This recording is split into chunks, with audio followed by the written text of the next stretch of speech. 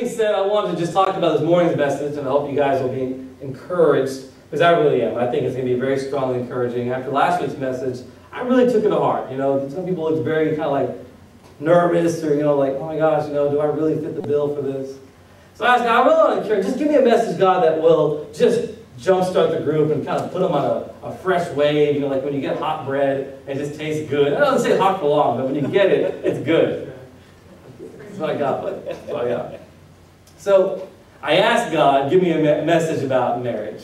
I said, just tell me a marriage message. These guys, you know, some of them are like, man, you know, this marriage thing is kind of, it's just dragging out. It's starting to hurt. I thought, God, tell me something I don't know about marriage, and let me share the message. That's a fair request, I guess. And he kind of met me halfway. He said, hold on, Mike. There's one more conversation I want to have with this group about Luke 5, because you just talked about it twice, right? What were the two frameworks? I said, you can take that miracle of the net, and you go back to your life. Or you can take that miracle of the net and change your life. Does everybody understand that? And God said, there's something they don't understand, which is why it's difficult for them. And I know God, He's very heartfelt. He doesn't want you guys to be offended. But at the same time, He answered me. So there's two sermons this morning. They're going to run parallel. You're going to see both of them. I'm going to actually talk to you guys about marriage, but I'm also going to talk to you about God's heart for you. Is that okay? Does that make sense? You're going to find it very dramatically the same. And so when it comes to salvation, you know, many of us are challenged because we say, man, how do we do this? How do we take a different life? How do we see something different? But you want to hold that thought for a moment. Let's talk marriage for a minute. Why do people get married anyways? I'm just asking openly. No Christian talk. Why do you get married? If I ask men, why do you want to get married? To keep it clean. Cold nights, brother. That's right. Cold nights. But why do men, I mean really, if you ask women, they'll give you a different answer. Why do women want to get married? It's 4 letters. Love. Love, right? At least somebody gets it. That's why he's married. I know. Do you see this? I Googled it right now. Why do women want to get married? They want to see love. I mean, really, what is marriage? Is it? And of course, the elders over here are like laughing at us like kids. What do they know? They're laughing at us. That's awesome. So there's an aspect where love is a major player. I mean, don't let women fool you that you don't love them. It's going to come out of their mouth eventually in one way. You don't take me out. So there is an aspect of love. Now, why am I making this connection? You see, if we treat salvation as obligation and not love, last week's message will seem extremely difficult. Do y'all follow that? Let me say this again. If I want to get married, do I say, I'm going to contractually obligate you to be with me, to live with me, we're going to share a bank account, and we've got the same address, you're going to go to a job, and we're going to talk 3 times a week. Can you imagine that kind of marriage? Do you understand that? So when it comes to salvation, when I say, would you be willing to leave everything you have and follow Jesus? There's some kind of contract. Oh, I got to save, I have to do this, it's the Bible. People look at you like, I don't care. I'm just going to nod because I'm in church, but I'm going to go do what I did. But when it comes to marriage, nobody comes to you and goes, I have a contract, you're legally bound to me, change your last name, we're going to my house. No one does that. You talk to them, you engage them, you show them your heart for them, you love them, and they say, I'm willing to do what? Let go of my entire life and follow you. Did you all understand that yet? Do you see how God answered me when I said I want to talk about marriage? That's God, that ain't me. That ain't me, I'm too tired for that. So this is my context. Again, I want to put it in front of you. Jesus looks at men and says, would you be willing to follow me? And he looks at his church and says, would you be willing to follow me? Oh, that's hard. But how come when your spouse comes your way and says, would you be willing to let go of everything you know and become part of me? You say yes. Well, I hope so. I mean, is that true? The married people said yes. They have let go of much of their life, changed their entire structure of how they think, how they approach life. It's no longer me, myself, and I. It's about my spouse. But when it comes to church and church and salvation, it's like this doctrinal thought. I think that's the disconnect. That's what God said to me. He said, Michael, the problem is they see salvation as some kind of request. They don't see it as an engagement. They don't see the heart of God in that request. They see it as you saying, Michael, oh, why don't you come to church and you dress nice and you tell them what the Bible says and they should obey it. And people are kind of like, I'm in.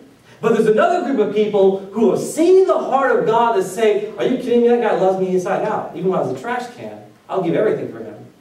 And he said it's hard to believe.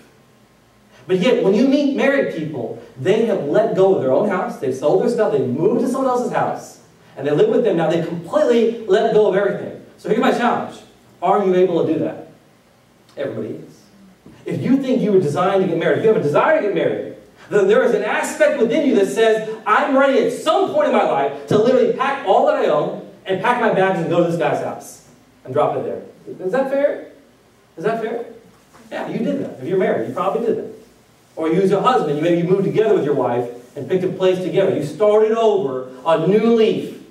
So I'm telling you, it's in every one of you. So let's just get that lie out the window. That somehow it's impossible to let go of everything you have for God. Because you got married. If you're planning to get married, and I want to talk about this morning is, what is it? Why do people get married? What was the answer? Love. Not the love of man. The love of whom? God. See, if you're desiring to get married, or you want to get married, the threshold of marriage, or you want to strengthen your marriage, it's not the love of man that creates a marriage. Because marriage is not man-instituted.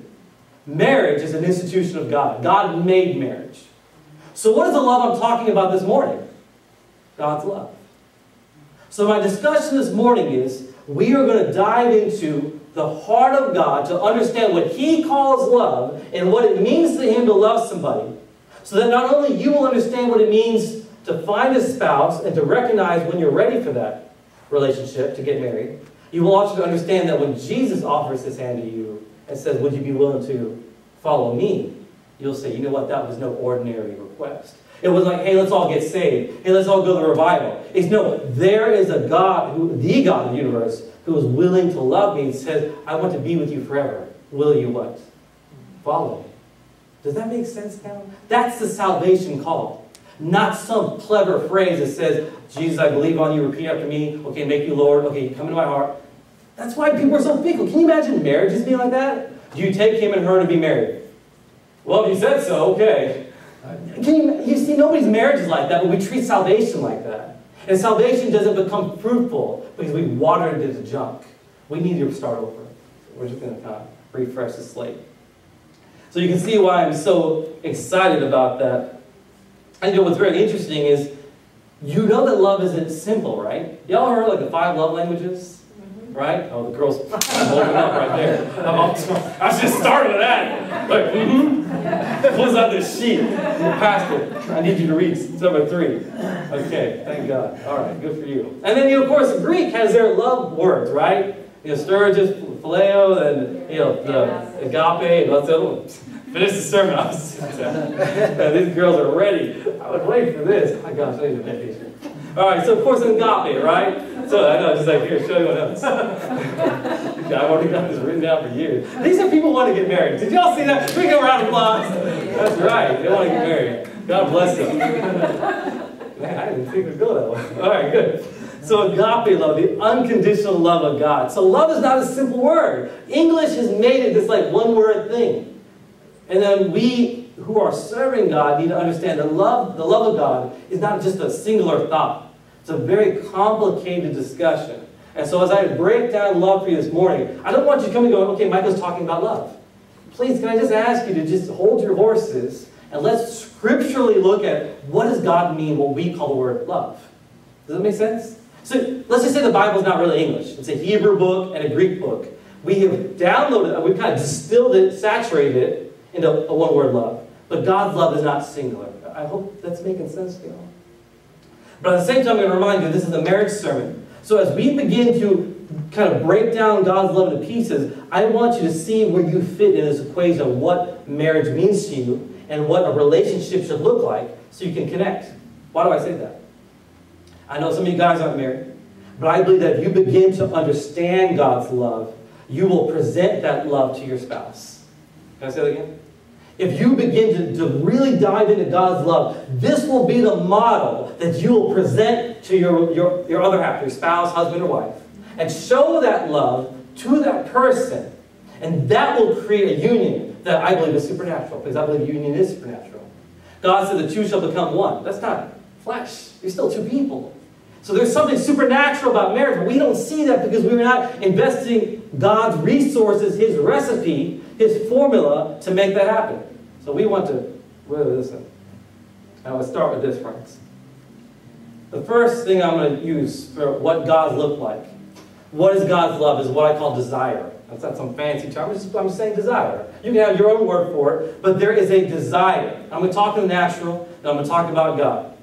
What is a desire? I'm not trying to be crude or anything, but all of us see the other gender every day. Does that make sense? Now, if you're married, please do not valid at this point. So, all of us see the other gender, but why is it there are certain people who stand out to us and certain people who don't? I'm not trying to be rude here. Is that okay with y'all? Let's be mature. So I see women every day if I'm a single man, or you're a woman, you see men every day. But not every man interests you. So there is a desire that's within you that says, that person has something of interest to me.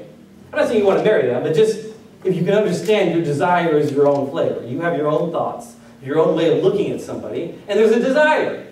And that's okay. I'm just saying that's all right, unless you're married. No desire.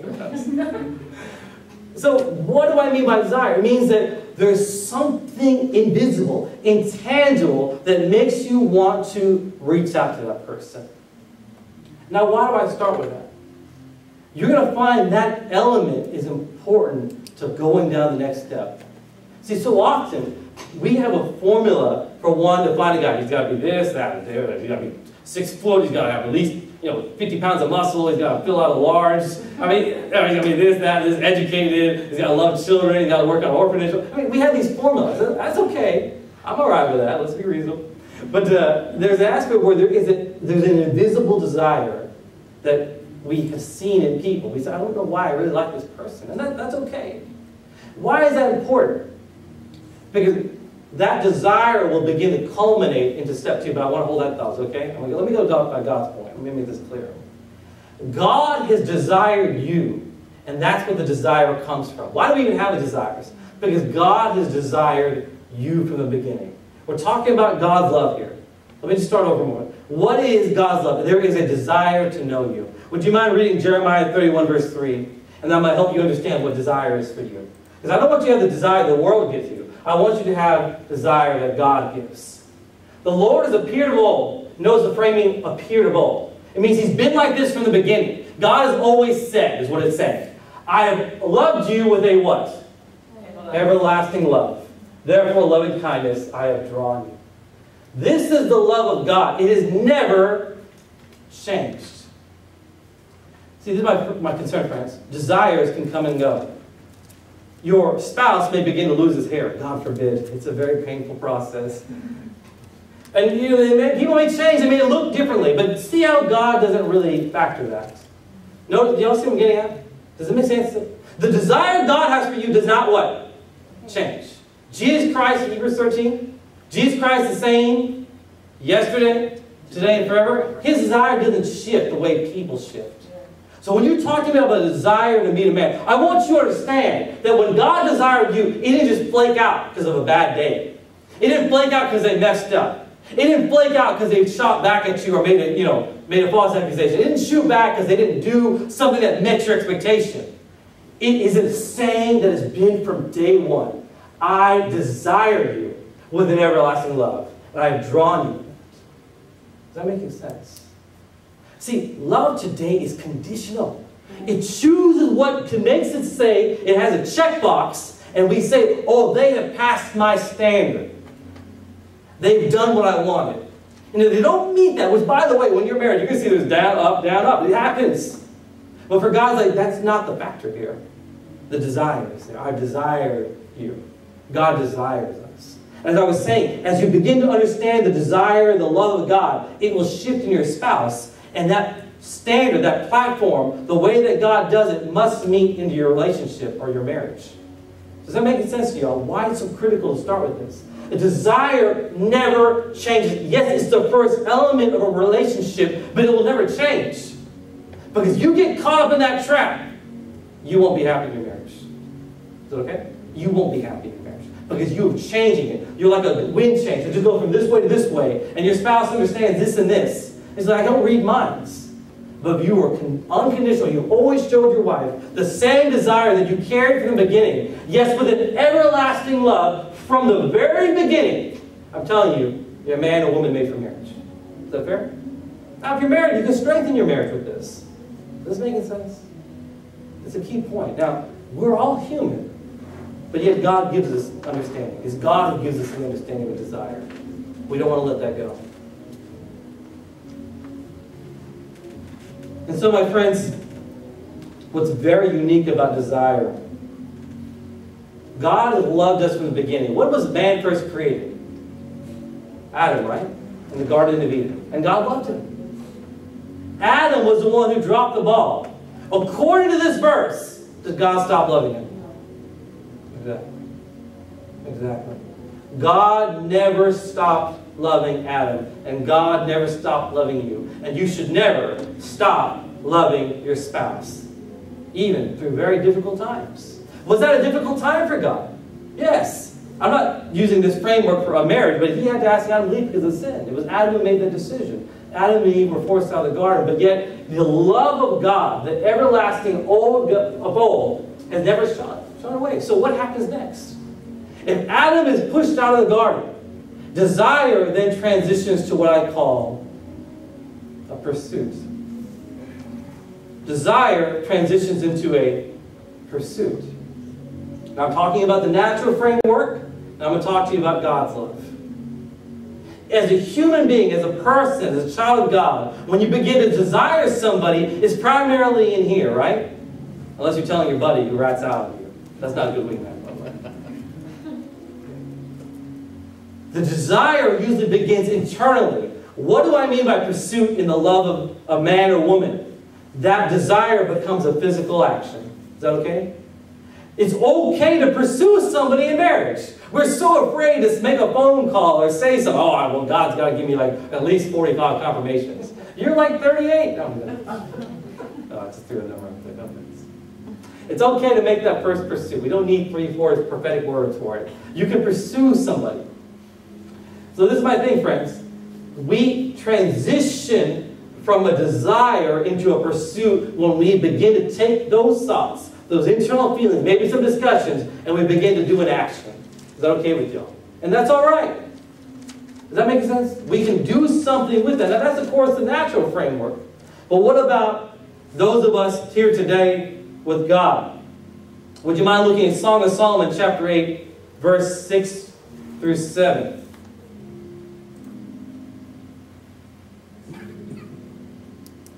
This verse to remind you. What happened with the Garden of Eden? God desired Adam from the beginning, and Adam was pushed out. What does God do? What is his pursuit? Did y'all go to heaven, or did God find you? God found us, right? When we were pushed out of the Garden of Eden, when we dropped the ball with sin, did we somehow find our way back in the Garden of Eden? Do we find ourselves back in heaven? Or does God do what? He begins to pursue us. So that love he had, you want to go back there for a moment. I'm sorry, Jeremiah 31, verse 3. That love he had from the very beginning, the pursuit that he's always, the everlasting love is now one from a thought, just like your thought, and begins to pursue you. So what do we have? Who's the greatest example of the pursuit of God's love? Jesus. That wasn't an hard question, I hope. You see that? So God has given us an example of what a pursuit means. It means I've always loved this person, and even when they fall, I will go get them. What do people do today? Well, I'll call her back when, she tells me that she's sorry. Is that true? Is that true? I demand an apology. And yet the love of Jesus Christ, the love of God, says, what happened? And he goes and finds you. Is that fair? So when we talk about the model for marriage, I know I've got 2 sermons, so I hope you guys can keep up with me.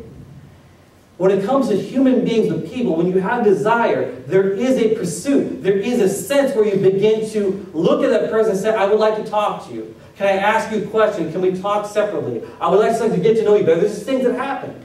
And you girls are probably saying, Michael, that's for guys. That's true. So what am I saying about the girls? I'm going to get back to that in a minute. Just hold that thought. I'm going to tell you, you pursue God. The pursuit of the marriage is a pursuit of God for a woman because she will prepare herself for a godly bride. But I know it's complicated. I'm all that thought. I don't want to overload you guys. Let's just keep following this and I'll touch on the women. But the idea is when you have a desire, the next step is you will transition to a physical action, which I call a pursuit. Now, when Adam was kicked out of the Garden of Eden, God didn't say, well, any day now he's coming back. He can't come back. But God found him where he was, even in that brokenness. Is that making sense? Now, why would God do that? Now, let me go back to that verse for you. Why would God be like that? What is the love of God that creates that level of pursuit even beyond darkness? It says this. What is love for God? It says love that is as strong as death and jealousy is cruel as the grave. Its flames are flames of fire, a most vehement flame. Go to the next verse for me. I'll show you. It says many waters cannot quench love, nor can the floods drown it. It doesn't require what? Money. You can't measure it. What am I getting at? Despite the mistake of your future spouse or what she said or maybe your current spouse and whatever happened, no matter what happens, it cannot be quenched. It cannot stop. It's a flame that never quits. Now, does that sound simple? Does anybody? I mean, does that sound easy to you? I don't think it is. The reason marriages fail so often in America is we treat love as a man-made thing. And the man's love can just shift with one bad accident. I wrecked the car. You what? You know, this is the third time. You know, you start screaming at each other. But the love of God says, you sinned again, I forgive 70 times 7. It's okay. We're going to make it. We're going to make it. The love of God is what's going to become the success of your marriage, not the love that you have for the person in the body. That's what I'm trying to get at. And so the reason I'm trying to say this is, what is pursuit? Pursuit cannot be stopped. If you pursue your wife to the end of your days, do you think you're going to have a bad marriage? Do you think he's going to have a divorce? Or emotional divorce? Or mental divorce? If you pursued her the way you pursued her when she was a single girl, maybe on the worship team, and you just loved that girl and you chased after her, and then when you got married 10 years later, and someone said, what's your secret success? I still pursue her the way when I first met her. Do you think she's going to feel unloved? You guys are real quiet. Do you think so? No, I don't think so. And that's the way God sees love. How many of you understand that now? Are you all connected to the two? Does it make sense? That's how God loves you. He pursued you even as though you were a lost man. He still loves you the same. That's the difference of God's love. And that's why marriages don't look like what God wants, because they can't understand. The love of God is not conditional. It cannot be shut down. This is making sense. I hope it's helping you. You guys look very shocked. It never stops. And so this may seem very simple to hear. It's not supposed to be complicated, but it's hard to do. Can I say it again? It's not complicated here. It's hard to do until you recognize, I need to go back to God's love. It's the love of God He has for me that I channel into my future spouse, or current spouse. Okay with that? Is it making sense for y'all? You know, so often, it can be very difficult because for many people, pursuing someone seems like a risk and it can be challenging. I know there's a lot of challenges with pursuing somebody and the risk that it takes. But trust me, the more you begin to understand God's love, the more confident you will be about your pursuit. Does that make sense? If you stick to God's method and someone turns you down, you don't have to go back, what did I do wrong? Does that make sense? It's because that's not the person. But if you do it about worldly men, you trick them, lie to them, borrow your friends, nice car, pick them up, you borrow your friends' nice, oh man, you guys remember the world? Oh, like lost guy here? And you borrow your friends' nice stuff, and then you roll in, like, she's like, ooh, nice car, I'm like, yeah, and then you have to knock his stuff out there. I was friends.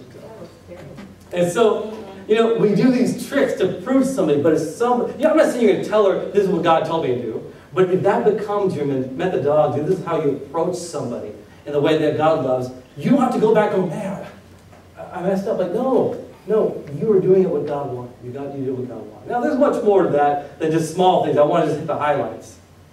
And so, again, the idea that so often many of us struggle with this idea of what love is and how you pursue it. We have to go back to God. So let me give you the greatest example of God's love. Can you all help me with John 3:16? that he gave his only Son. So not only Father, but Son were willing to come find you, right? Is that fair? So that's the idea. That your Father and you understand what you're doing. I hope that made sense. I'm not talking, I hope your earthly dad understands this. But your Father and you are in line for what you're doing. Does it make sense? If Father and Son understand what it means to love somebody, then I want to understand my Father's love for this person. And then God will help me connect that. Okay? I want to understand that what God sees in this person, I want to be on that page. For God so loved the world that he gave his only begotten Son, that whoever believes on him may have eternal life and not perish. We have to be on the same page and sync, and I believe you will have a much better opportunity for meeting somebody. So when you look at Matthew 18, 12 to 13, Matthew 18, 12 to 13, you will see a story about a shepherd who had what? 100 sheep. But he loses one. What's he do? He leaves 99. Are you going to tell us you? Your wife is always the most important priority in your life. Did y'all get that? Did y'all understand me? Your spouse is your number one priority for the rest of your life. I don't care if you have 99 problems. The number one situation you have in your life is your spouse. You don't understand me? Matthew 18, 12 and 13. A man had 100 sheep. He lost one. He said, guys, my wife's upset. Sorry, I'm out. I have to go. I got a problem. I will always put my wife. What people don't understand about me in church is, I will put my wife number one, always. Now, she'll sacrifice herself for this church, but she's my top priority. She has to be. Because that's what God's commanded me through His Word. And when you begin to let these spiritual understandings invade your heart, your thoughts, you begin to transition from a self-centered worldly mindset into God's mindset, how much faster do you think He'll give you your spouse? How much faster?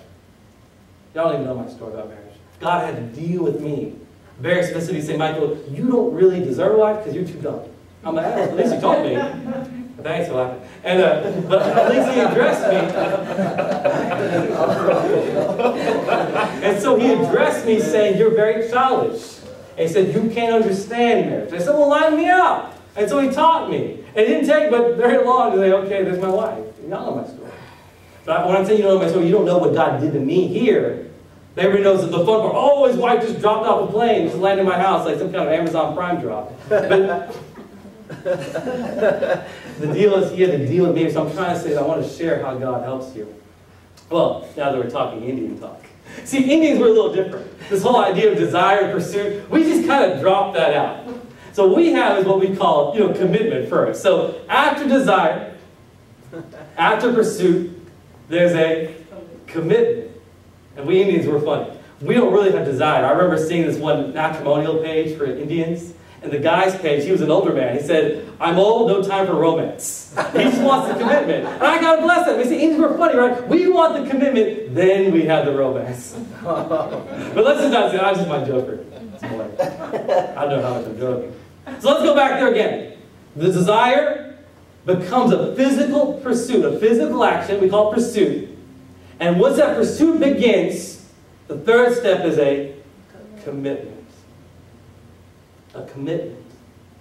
What do I mean by commitment? See, men and women, all the single ladies, should have put a ring on it. Should have put a ring on it. Hey, when you're up in the middle of the night, you come shit. So, this is my idea, friends. A commitment validates your pursuit. The commitment validates your pursuit. Because we joke in the world, right? The guy's like, hey, is he serious? I mean, he takes me out on Wednesday, but he's always gone all week and his phone's off. I have these, what do you say to that? A commitment validates the pursuit. What is a commitment in this world? When you choose to give that girlfriend or relationship a fiancé status, and when you say, I'm committed, or maybe you're not even a fiancé, you say, I'm ready to take this relationship to the next stage. I'm ready to commit to you. What you just told her is you just told the world, I'm done. Does that make sense? When you tell her, I'm committing myself to you, You've just told every coworker, every person who talks to you, every other girl on the planet, anything that's coming your way, any other distraction, I'm taking. Does it make sense? That's what commitment is. Now tell me how that relates to God and why your relationship with God can be fragile. Did y'all hear that? Why is your relationship with God fragile? It's like the guy that's still hanging out with his single buddies at the bar. Oh, he's got a ring, but he talks like this. I knew a guy like that. He'd always say, hey, you know why he puts his hand like that? I said, why? He's like, well, he's got his ring in his pocket. I said, wow, dude, boy, weird. You think I'm joking? So my thing is, we try to hide our commitment to Jesus as though it's some, optional thing. Sunday morning, Wednesday evening, or Thursday evening, and the rest of the time, like this. Hi guys, let's go to the movies. Oh man, that hurt. Don't worry about it. I'm cool. I love you. So my point is this, friends. When we commit to a relationship, we have told her yes, and we've told everybody else no. When we commit to God and God commits to us, for Him, you are always His priority, and for everything else is no. Does that make sense to y'all? Do you see why your relationship should resemble God's heart for you? And if it does, you will see way more fruit in your relationship with God and your spouse than ever before. How does a commitment look? What does a commitment look like for God? What's the first thing He does? Let me just put it this way. If I say I'm going to do a whole bunch of things, and I never do it, I'm not very committed. But if I write down everything I'm going to do for you for the rest of my life and never change, is that not commitment? The greatest commitment that God can give, one of the greatest, is His Word. Because He wrote every single word down in a language that you can understand, telling you how He will approach you, how He will treat you, how He will love you, how He will never quit, He'll never leave you nor forsake you. He'll even forgive everything you're ever going to do, will do, have done, and might do, even in your mind. It's gone. Is that commitment? I wrote it down.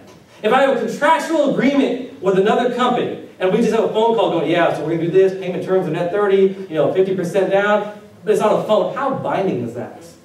But a contract that's written and signed, even in his own child's blood, seems very committed.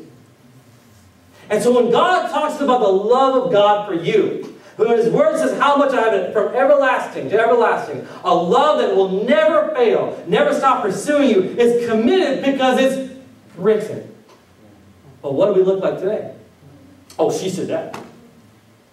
I heard her say that. I'm not even sure what she said. We were so upset with each other we can't even understand because we're tired. But I don't know what she said.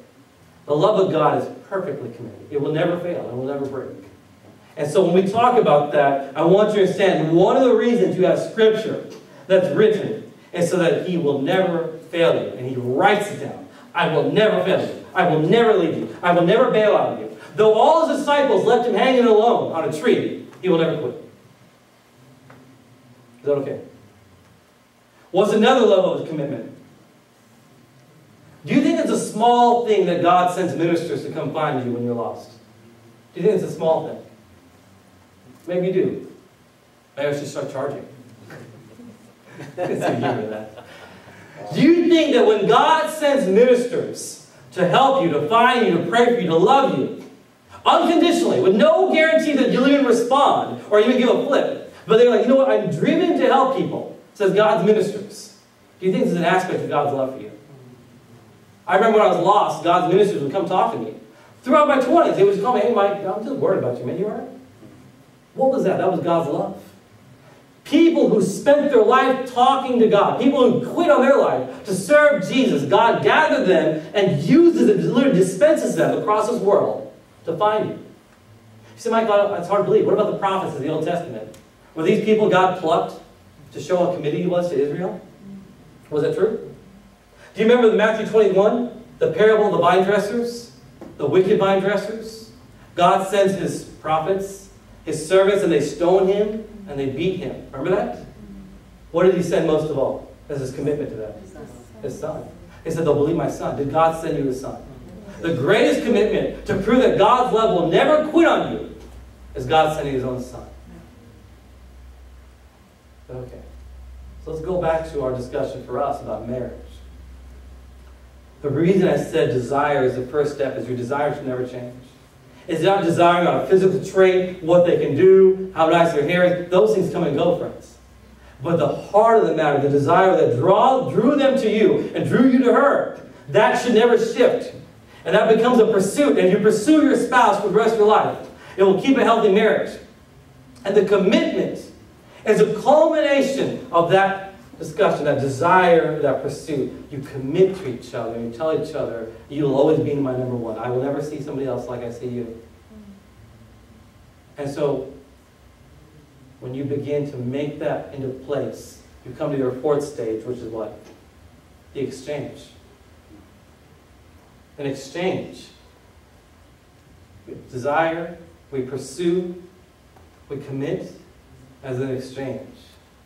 One of the most unique functions of a wedding ceremony is not the bridal dress, as we much want to say. It's not the flowers or what your bridesmaid didn't do, or what didn't happen that day. It's not all the work and people didn't show up or tell you what wasn't good enough. In that ceremony, there's an exchange of vows. You understand? There's an exchange of vows. Written document that says, this is what I commit to you on paper, and I'm going to say it. And this is what you commit to me. Do you think God has done an exchange with you? Let's talk about people. Do you take this person to what? Come on, these girls got to finish this one for me. To have and to hold, for better or worse, for rich or poor. And you guys, I want to get married, what? Okay. It's an American church, right? The vows. Maybe there's a culture gap here. And this vow, what it does is it literally cements everything you've done in that pursuit of that relationship. It cements, it means everything that desire should never shift. For rich or poor, for better or for worse, till death do our part, the desire, the pursuit, the commitment I have given to you will never change lest I go home to God. Does that make sense? The vow is the perfection of everything you've told her. It's the final say. It's a contractual agreement. It says, I will never stop chasing you. What have we made today? Whatever. I can change that. I mean, Moses gave her writing divorcement, right? I mean, it's okay, it's legal. We have all these thoughts we want to introduce into what God has perfected for you. What do I mean by God has perfected? It means that God has given you His design for love. And that is supposed to transition into your union. But we use it as an optional paraphrase. Like, maybe, God loves me, but okay. And we translate that imperfection, that misunderstanding, that conditional, I pick and choose like a buffet line, and we go into marriage, and suddenly marriage is like, it's okay, I'm not lying. That's the problem. God's love is not coming forth of us. So what do I mean by exchange? Let's start with God then. Does God do an exchange with you? Friends, if you've ever had any desire to touch the supernatural, to taste of the power of God, you want to listen. Jesus takes your place on a cross, although He never belonged there. That's the first exchange. That's pretty simple, right? What's an example of the exchange that God does in this union? You were destined to die. He was destined to live. What did He do? Swapped, an exchange. He said, I will take their sentence of death, although I can beat it, and I will give them a sentence of life. Are you okay with it? There's an exchange there. What about His position? The Son of God, the Prince of the world, says, I will come down as a beggar, a poor, homeless man, so that you will become what? Kings. Is there an exchange? Praise God. It says that in Romans 8, we are co-equal heirs of His inheritance. He exchanges our trash can of nothing for His infinite kingdom wealth. For everything is worth. Exchange. What am I trying to tell you, friends? Don't tell me what you bring to the table with your marriage. It irritates me. Don't tell me. If I begin to counsel your wedding, don't tell me what you can do for her. What it is and what you can exchange, what I will give to her. Not what can I do. Does you ever see Jesus go, hey guys, y'all owe me, I got your back, right? Remember that? Remember how I died for you? Like, He doesn't talk like that. He just says, do you love me? Do y'all understand that now? Do you see why the context of John 21 was, Peter, come here. He goes, don't you know I just died for you? Do you love me? Come on, man, do you really do? Because we had a union. We had vows. We exchanged. I didn't tell you what I could do for you and what you couldn't do for me, but I thought you said you love me. So it's not about what you can do, what you can't do, what I brought or you don't have, or how much money I make and what you don't make. Because that's America, and it's trash. God says, do you love me? And if you love me, this is not even a conversation. It's not even a conversation. That's why he was so particular about it. Friends, I can keep going, but I want to roll back to the very beginning. Why did God even bring this up?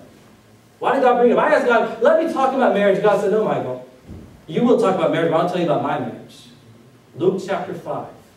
You know what the title of this message is? I didn't give it to you. I wrote down the proposal. A proposal. What does a man do to really marry his wife? At some point, he proposes. And so my challenge is very simple. What did Jesus do when he walked up to Peter, James, John, and Andrew and said, will you follow me? Maybe that was actually a what? A proposal. Was it the everlasting love of God? Did he find them or did they find him? See that? The love, the desire, the pursuit, the commitment to take his hand and say, I want you to join me. And then in exchange, the divine nature in 2 Peter 1 says that somehow these men are made more like God. Sometimes they're called apostles, and people say, how can they be so special? There's no more apostles. It was just an exchange of God's nature. And God became man and took on their nature. So I'm going to ask you now as we come to the close. Did God offer you a proposal last week? Y'all remember? Did he offer you a proposal? And what do people say? Oh, you know, I'm busy. I got shopping trips this week. I could use some shoes. You know what? I need to get a haircut. And we have all these things we want to say. But if you went up to a girl or she went up to a guy and you begin to say, I'm interested in talking to you, and she began to pick up her phone and say, hey, you know, I'm really tired right now. I'm busy, dude. Hey, yeah, we're supposed to go to Starbucks, right? That's what it looks like when you say, I don't know if I could commit my life to Jesus. And Jesus still standing like this, like, hey, I'm asking you, why won't you take my hand? And then you think it's some small thing. And then people tell me, no, you don't know how hard it is to serve God with my life. No, you don't know how hard it is to be single and frustrated and bitter and angry. Does that make sense? There are people who are very upset with God because they're single and not understanding God. And so what I'm telling you is it really that different for Jesus to be left out in the dark when he asked you, would you come alongside of me? And you say, well, I'll let you know tomorrow. Do anybody like that answer? Nobody likes that answer. So don't tell me that God likes the answer.